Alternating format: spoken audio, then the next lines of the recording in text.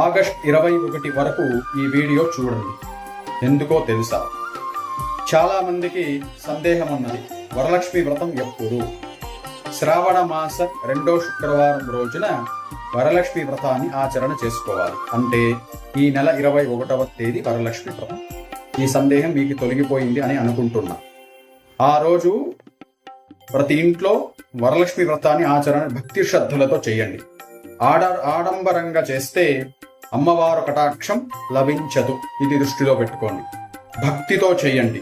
శ్రీ సూక్తం, కనకధార స్తోత్రాన్ని 3 సార్లు పఠనం చేసుకోండి. ఆ రోజు విశేషమైన ఫలితం కలుగుతుంది. మీ ఇంట్లో ఆర్థిక సమస్యలు ఉండవు, ధనానికి లోటు ఉండదు. లక్ష్మీ కటాక్షం కలిగిందంటే మన ఇంట్లో అష్టైశ్వర్యాలు కలుగుతుంది. లక్ష్మీ కటాక్షం అంటే కేవలం డబ్బు మాత్రమే కాదు, ఆరోగ్యము, సిరి సంపదలు, మనశ్శాంతి. ఇది దృష్టిలో పెట్టుకోండి. స్వస్తి.